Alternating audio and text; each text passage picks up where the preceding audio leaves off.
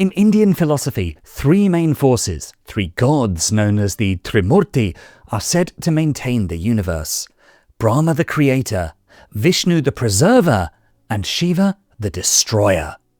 While Brahma and Vishnu are connected to the structure of the world, Shiva is often linked to inner change. He represents the destruction of ego, false beliefs, and mental limits that keep a person stuck.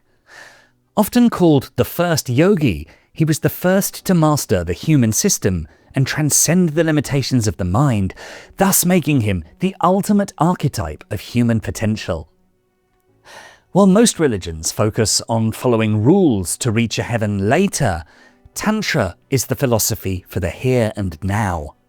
The word Tantra literally means tool or technique.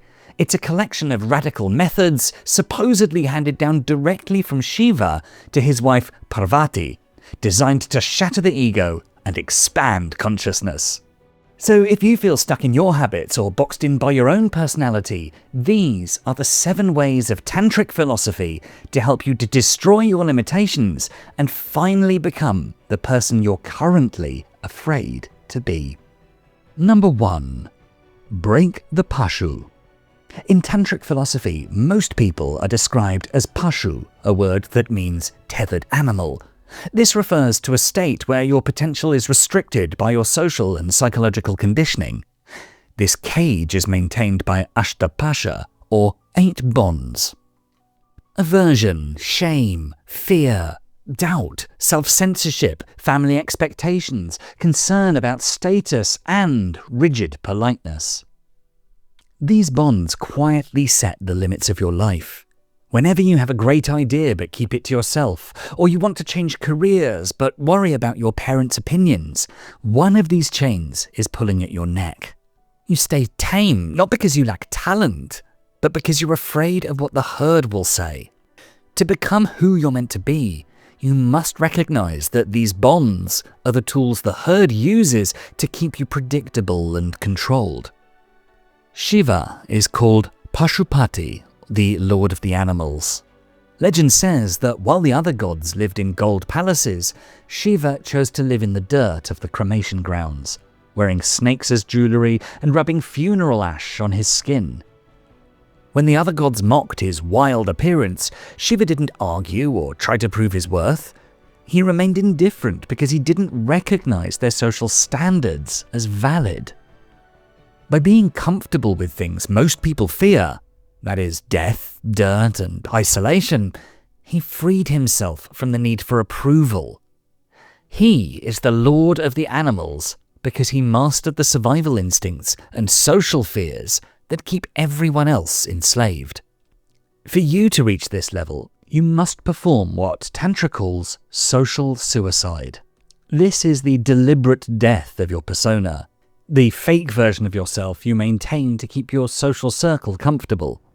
To break the tether, you must first pay close attention to the moments you vibrate, those split seconds where you instinctively adjust your tone, posture, or opinions to please people in the room. This vibration is a biological drive for tribal belonging, and it's draining you. Breaking it requires you to accept that to the herd you'll temporarily look like a failure or a weirdo. As the judgment inevitably comes, you must reframe it as an operational overhead cost. In business, you don't argue with the electricity bill, you simply pay it to keep the lights on. So treat social disapproval the same way. When a friend mocks your new discipline or a family member questions your direction, don't explain yourself and don't defend your choices. The moment you try to convince them you're right, you've crawled back into the herd. The final step is the active reallocation of your energy. Once you stop managing your reputation, you'll find yourself with a sudden, massive surplus of focus. You must immediately pour this reclaimed energy into your business, your training, or your creative work.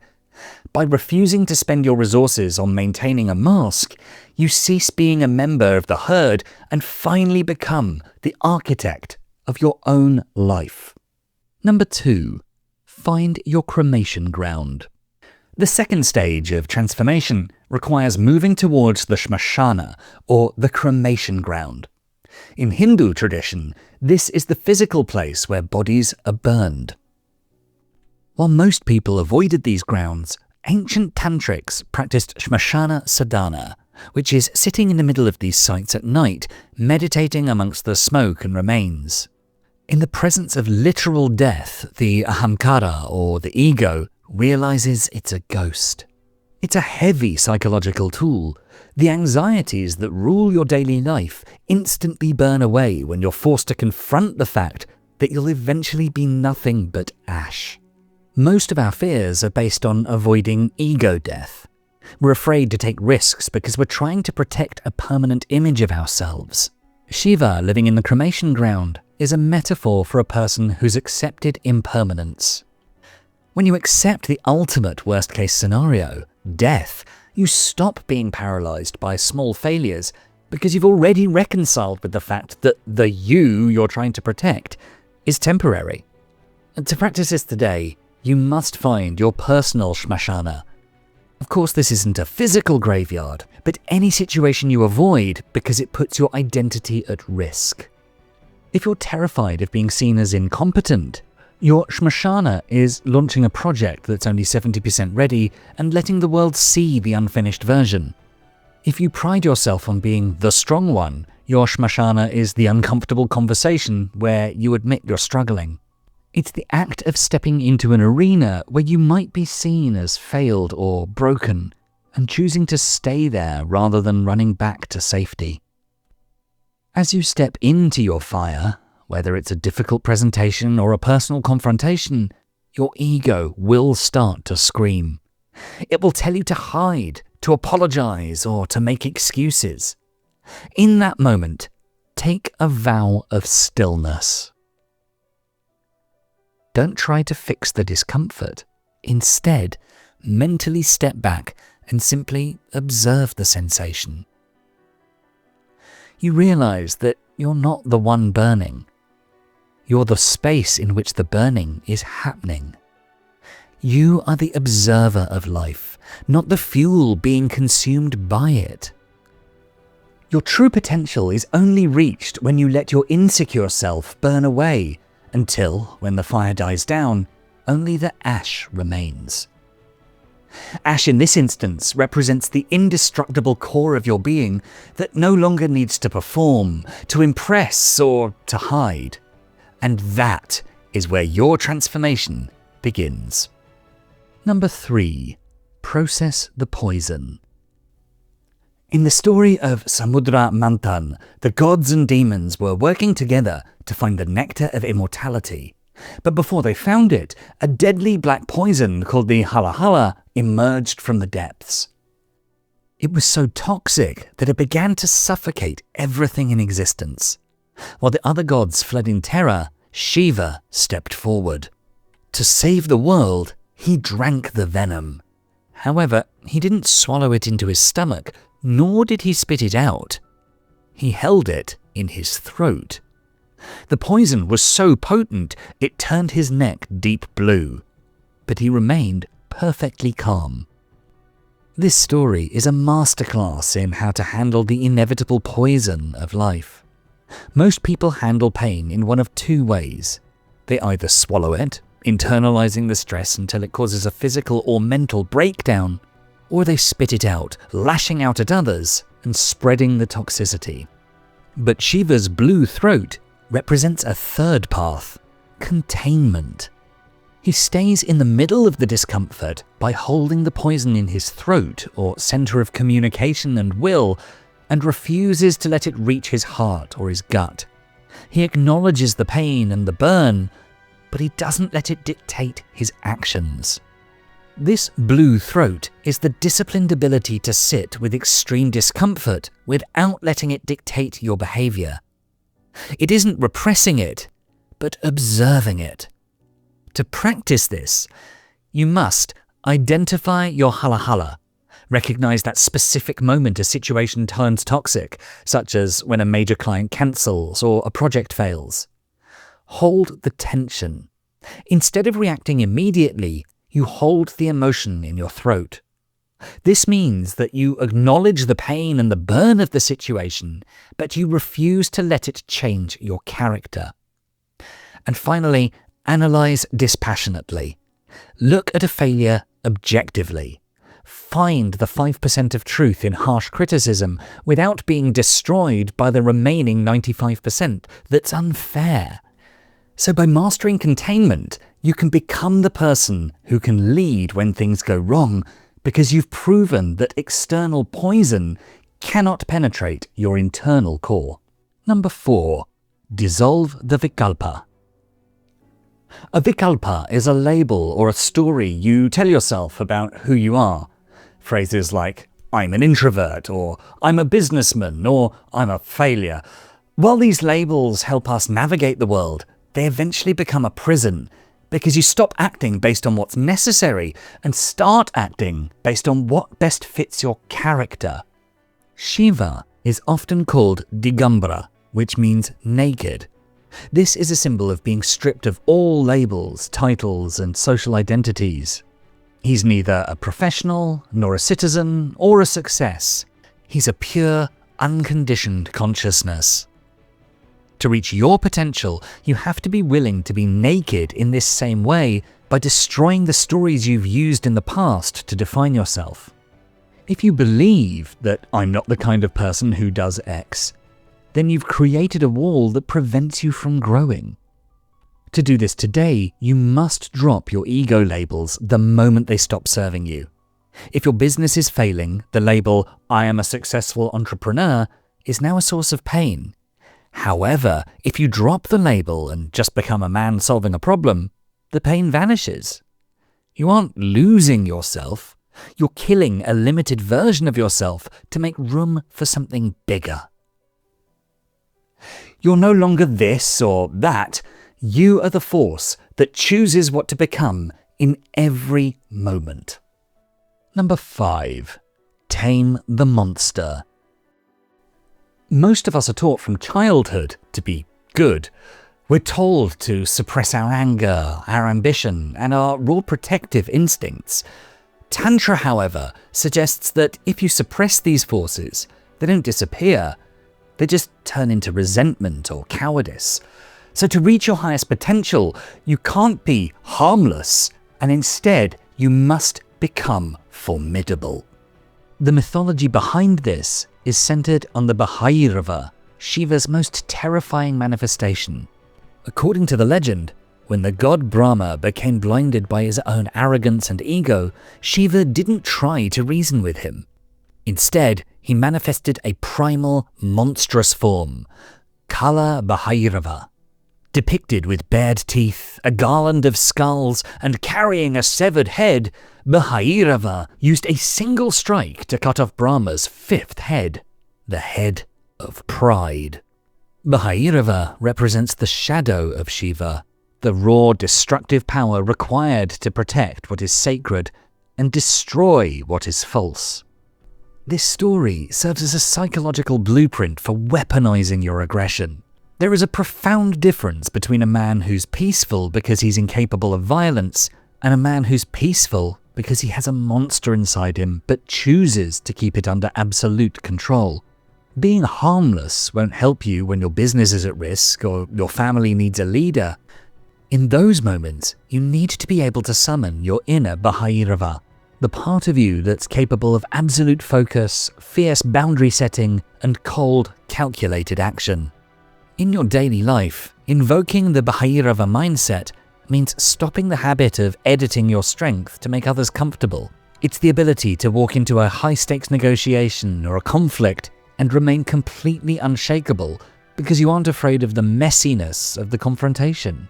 You use that inner monster not to hurt others, but to cut off the heads of your own internal enemies, your laziness, your excuses, and your tendency to procrastinate. By taming your monster instead of hiding it, you move from a state of being tethered by social niceties to a person who's integrated their light and their dark, making you someone that others respect and that your enemies fear to cross. Number 6. The union of totality. Ardhanashvara is a different form of Shiva that's split down the middle, half man, Shiva, and half woman, Shakti. This is a symbol of the union of all opposites. Shiva is the Mahayogi, the silent monk sitting in absolute stillness. But he's also the Nataraja, the ecstatic dancer who destroys and creates worlds with his movement. He's the cold ash of the cremation ground and the heat of the funeral pyre. By embodying both extremes, he becomes a complete, unshakable being. The depth of this lesson is that you're often afraid to be great because you think you have to choose a side. You think you can't be a hard-hitting professional and also a vulnerable present father. You think you can't be spiritual and also wealthy. Shiva's Tantra says, be both. But when you integrate your entire spectrum, your masculine drive and your feminine intuition, your light and your shadow, you stop being a character in a story and start becoming a force of nature.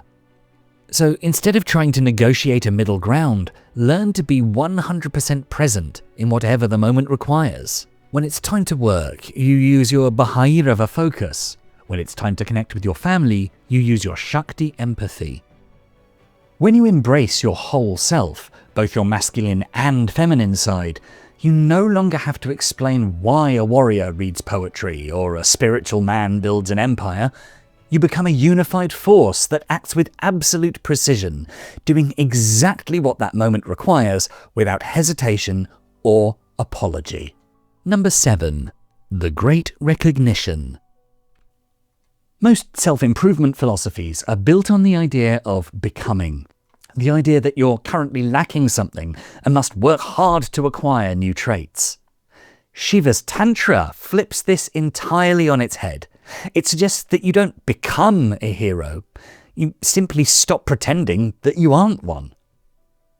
You're already the powerful, fearless version of yourself you've been chasing. You've just been hypnotized into believing you're a pashu, a tethered animal. The mythology illustrates this with a simple story.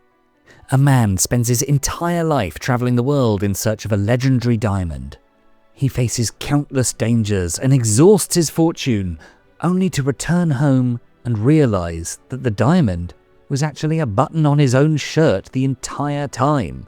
He'd had it from the very beginning, but he didn't have the recognition to see it. In the same way, Shiva isn't a distant goal or a god in the clouds. Shiva is the awareness that's watching this video right now. It's the observer that remains still while your thoughts and fears move like clouds. The reason people often avoid reaching their potential is that it requires giving up the comfort of being a victim. If you admit that the strength you need is already inside you, you can no longer blame your upbringing, your boss, or your environment for your current state.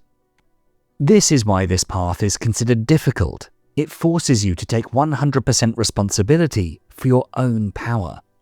The fearless version of you isn't a future character. It's a part of you that's already survived every failure you've ever had. Like the man with the diamond button, you stop searching for external solutions and start using the tools you already have. You become free when you realize that the person you were waiting for to save you is the one looking back at you in the mirror.